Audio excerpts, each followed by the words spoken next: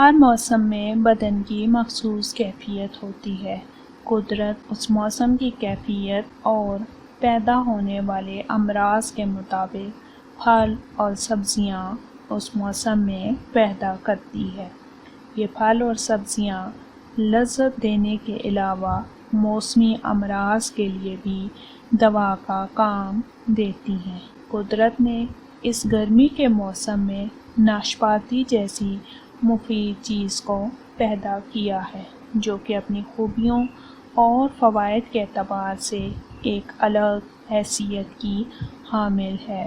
ناشپاتی اپنے غذائیت اور ذائقے کے اعتبار سے کسی بھی طرح آم اور کیلے سے کم نہیں، خصوصاً گرمیوں کے موسم میں جب اس کو کھایا جائے تو منہ میں دل فریب قسم کی ٹھنڈک اور مٹھاس کے ساتھ ساتھ ذہنی سکون بھی حاصل ہوتا ہے۔ ناشپاتی کی شکل دل سے قدرے ملتی جلتی ہے۔ شاید یہی وجہ ہے کہ اسے دل کو تقویت پہنچانے میں بھی مفید قرار دیا گیا ہے۔ ناشپاتی معدے، جگر اور دماغ کے لیے بہت مفید ہے۔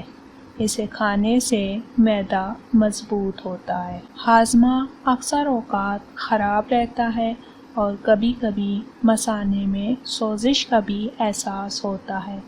ان تمام کیفیات میں بھی ناشپاتی کا استعمال مؤثر سمجھا جاتا ہے۔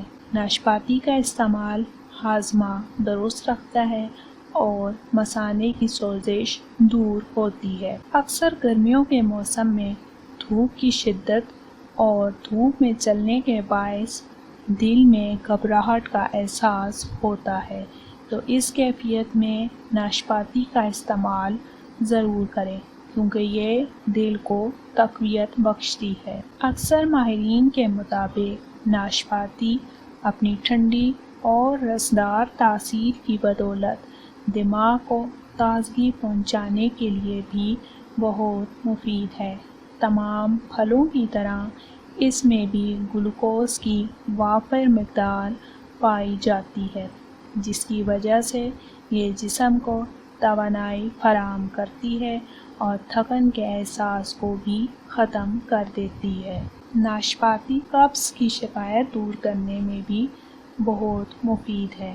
اس کے لیے اسے چھلکوں سمیت کھا کر اوپر سے 1 گلاس پانی پینے کا مشورہ دیا جاتا ہے۔ قبض دور کرنے کے لیے 2 یا 3 ناشپاتیوں کا استعمال کافی فائدہ مند ثابت ہوتا ہے۔ اس کے علاوہ دائمی قبض اور نظام ہاضمہ کی شکایت کرنے والے افراد کو اکثر یہی مشورہ دیا جاتا ہے کہ دوپہر 3 بجے سے شام 5 بجے درمیانی ناشپاتی کاٹ کر لیموں اور ہلکا نمک لگا کر مزیدار چاٹ بنا کر کھائی جائے۔ اس چاٹ کے چند روز استعمال سے ہاضمہ درست ہو جاتا ہے۔